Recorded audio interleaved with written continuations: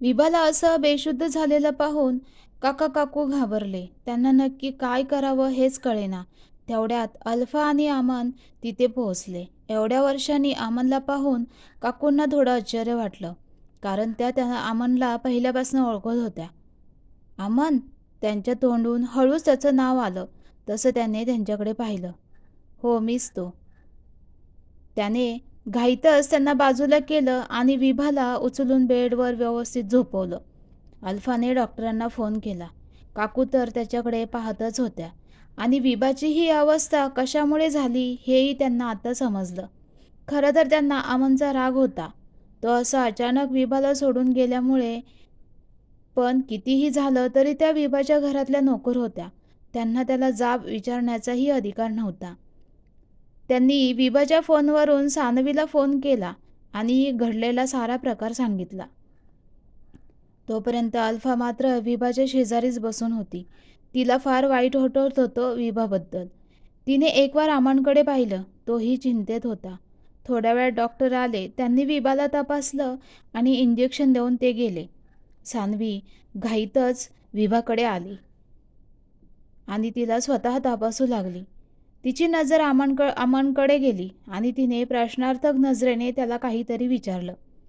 डॉक्टरने इंजेक्शन दिलं होतं, त्यामुळे ती थोड्या वेळात शुद्धीवर येईल असे ते म्हणाले होते.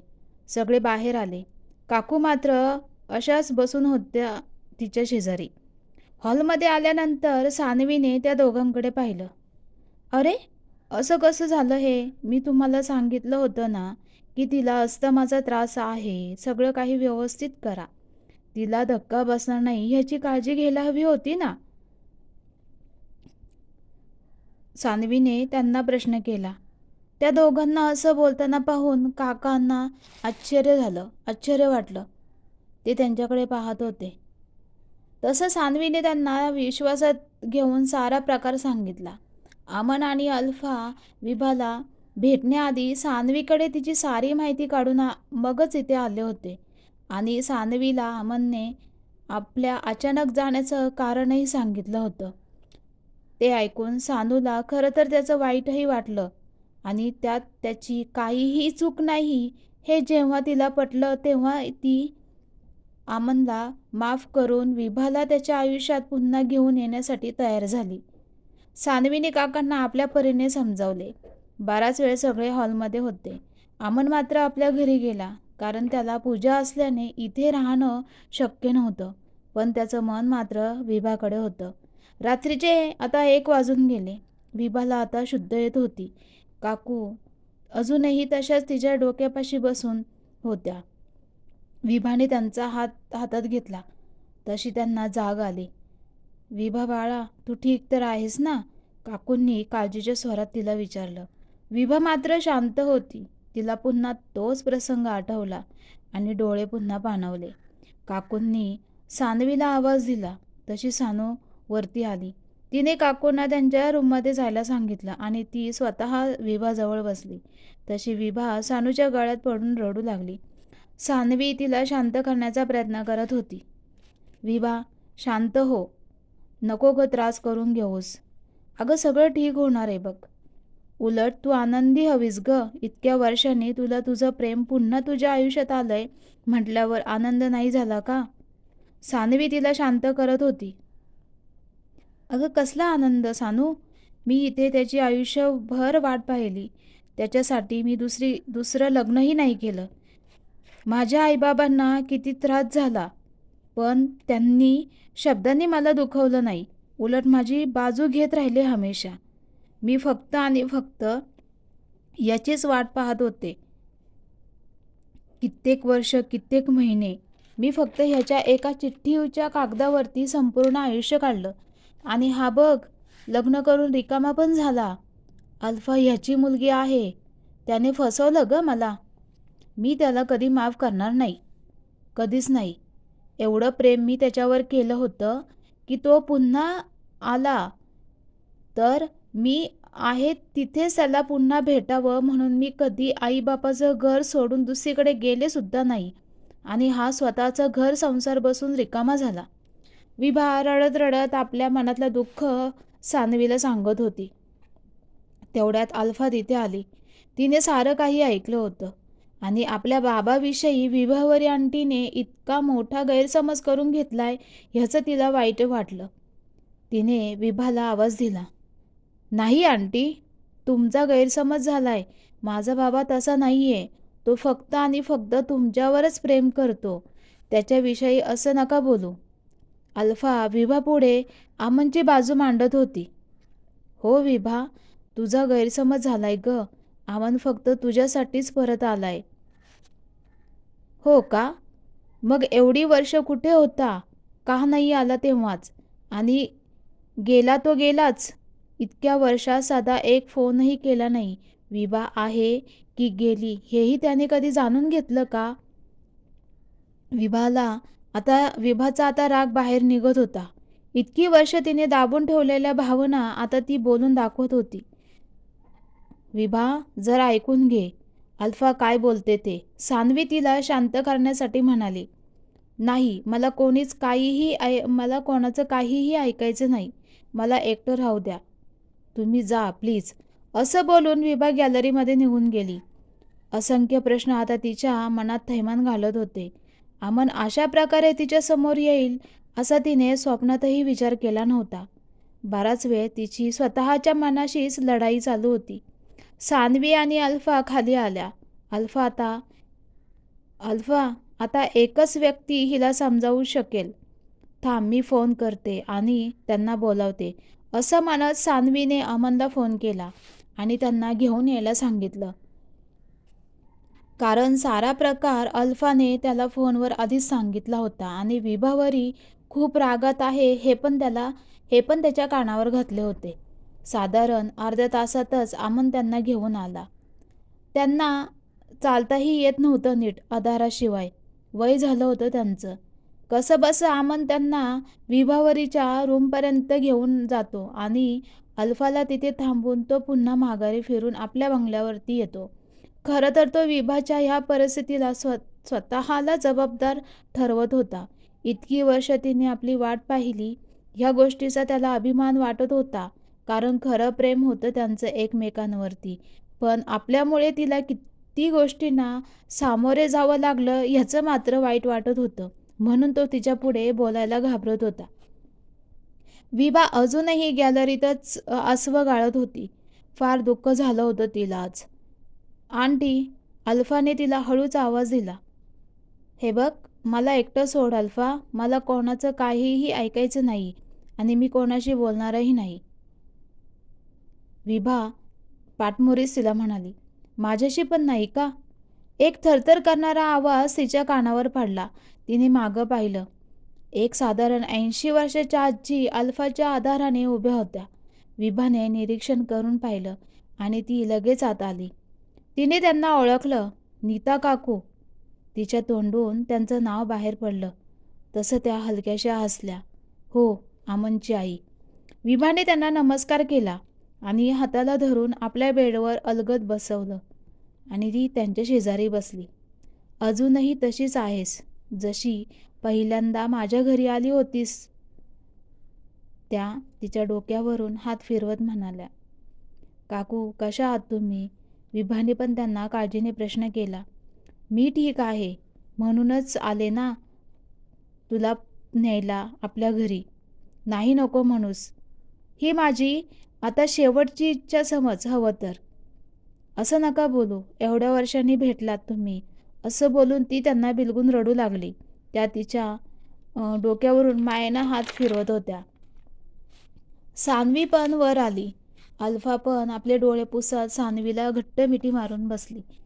रूममधलं वातावरण शांत होतं. काका काकू पण एव्हाना तिथे पोहोचले होते. विभा शांतपणे ऐक माझं बाळा. मला मान्य आहे की अमन असा अचानक तुला न सांगता सोडून गेला आणि पुन्हा परतायला एवढी वर्ष लागली. म्हणून तू त्याच्यावर रागावणं साहजिकच आहे. पण बाळा, सत्य ऐकल्याशिवाय कोणावर असा राग धरू नये किंवा गैरसमज करू नये.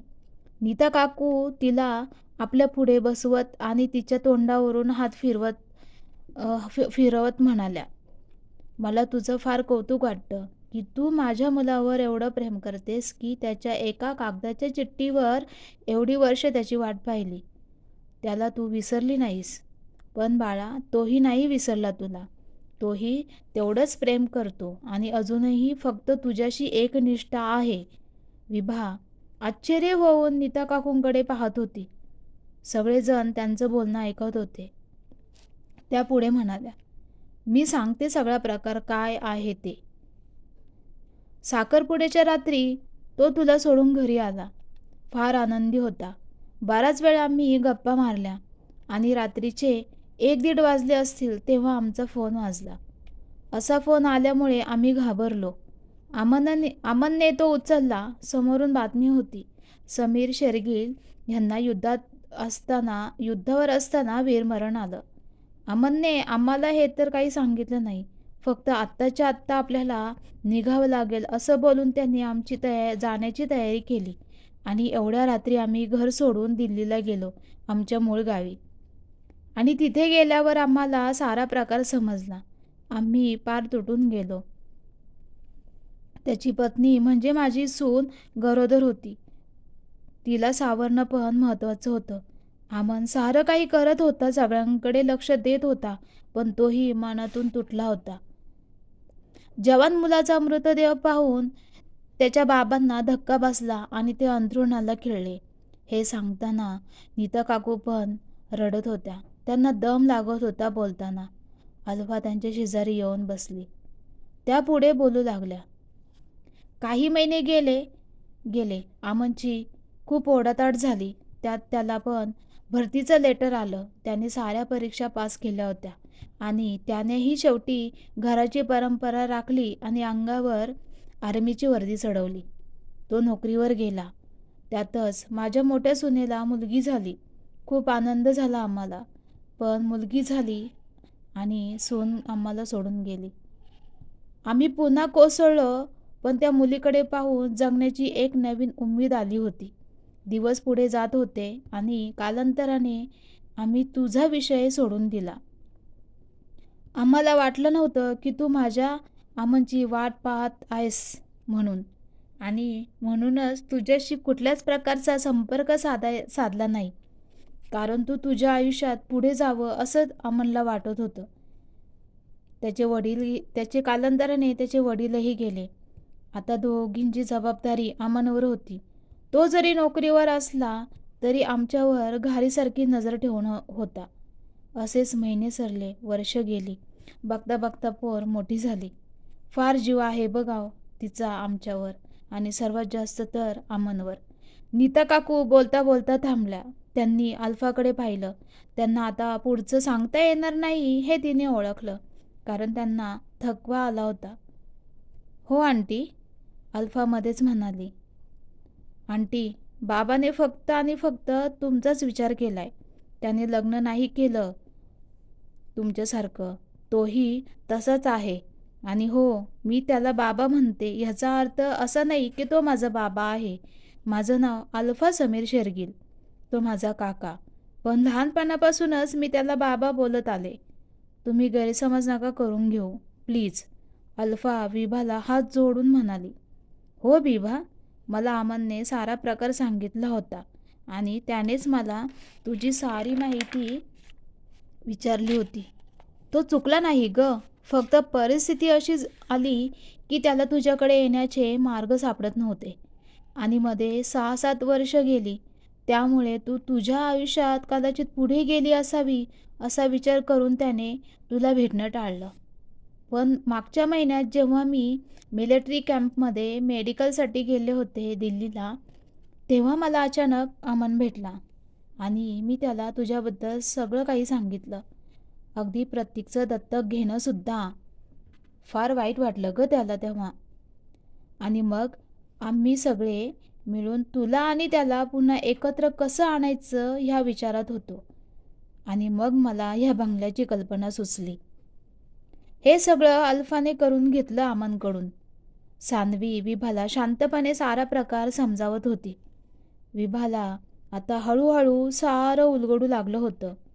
आपण आपल्या प्रेमावर अविश्वास दाखवला ह्या विचारानेच तिला अपराधी झाल्यासारखं वाटलं. आंटी, मी खूप मेहनतीने बाबाला पुन्हा इकडे घेऊन आले. तो तर नव्हताच तयार. त्याला स्वतःला अपराधी वाटतंय की त्याच्यामुळे तुमच्या आयुष्यातली कित्येक वर्ष एकटीने तुम्हाला काढावी लागली. विभाने अल्फाकडे पाहिलं. तिला आता अल्फाचं पण वाईट वाटू लागलं. बिना आईबापाची पोर असं मनात येताच तिने अल्फाला आपल्या मिठीत घेतलं. अल्फाला पण एका आईची ऊब मिळाल्यागत झालं. सगळ्यांचे डोळे ओले झाले. तेवढ्या दाराची बेल वाजली. एवढ्या पहाटे कोण आलं असेल या विचारात काकांनी दरवाजा उघडला. तर समोर प्रतीक आणि नेहा चक्क 2 वर्षांनी पुन्हा भारतात आले होते. काकांना तर काहीच कळेना नक्की काय चाललंय ते. आई, असा आवाज त्याने विभाला दिला आणि तो रूममध्ये आला. त्याला असं अचानक पाहून विभाला आश्चर्य वाटलं. आंटी, त्यात काही आश्चर्य वाटून घेऊ नका. हा पण माझाच प्लॅन आहे. अल्फा हसली. हो विभा, मीच फोन केला होता प्रतीकला. आणि तसंही परवा तुझा 50वा वाढदिवस पण आहे ना म्हातारे. सानवी तिला चिडवत म्हणाली. विभाने प्रतीकला डोळे भरून पाहिलं. तो तिच्याकडे येत म्हणाला, आई, खूप वर्ष वाट पाहिलीस ग तू. जा, बाबा तुझी वाट पाहतोय. म्हणजे तुला हे सगळं कोणी आणि कसं सांगितलं? विभा थोडी चचरत म्हणाली. त्यासाठी मी आहे ना इथे. सगळी माझी कृपा. मीच त्याला सगळा प्रकार सांगितला होता. सानवी प्रतीकला जवळ घेत म्हणाली. आज विभाचा बंगला नववधूसारखा सजला होता. प्रतीक आणि नेहाची वेगळीच घाई आणि गडबड चालू होती. काका काकू पण छान तयार झाले होते कन्यादान करण्यासाठी. सानवीचं कुटुंब तर 2 दिवसापासून इथेच होतं. आणि शेवटी अल्फा आणि नीता काकू आपल्या मुलाची वरात घेऊन विभाच्या घरी आल्या. विभा छान दिसत होती आज. प्रतीकने आणि अल्फाने आपल्या परीने सारं काही केलं होतं. कशाचीही कमी पडून दिली नव्हती आपल्या आईबाबाच्या लग्नात. आणि शेवटी त्यांच्या डोक्यावर अक्षदा पडल्या. विभा आज खुश होती, पण तिला आपल्या आईबाबांची आठवण येत होती. त्यांची खूप इच्छा होती आपल्या एकुलत्या एक मुलीचं लग्न पाहायची. काका काकूने तिचं कन्यादान केलं. सारं काही छान पार पडलं. दोन्ही मुलं आपल्या आईबाबांचं लग्न होताना पाहून फार आनंदून गेली होती. सानवीला तर गहिवरून आलं. शेवटी ती तिची अगदी जीवाभावाची. सगळे विधी पार पडले. विभाने तिच्या वाढदिवसाचा केकही कापला आणि शेवटी ती विभावारी आमन शेरगील म्हणून आमनच्या घरी गेली. अशा प्रकारे विभावरीचं प्रेम तिला 50व्या वर्षी पुन्हा मिळालं. धन्यवाद.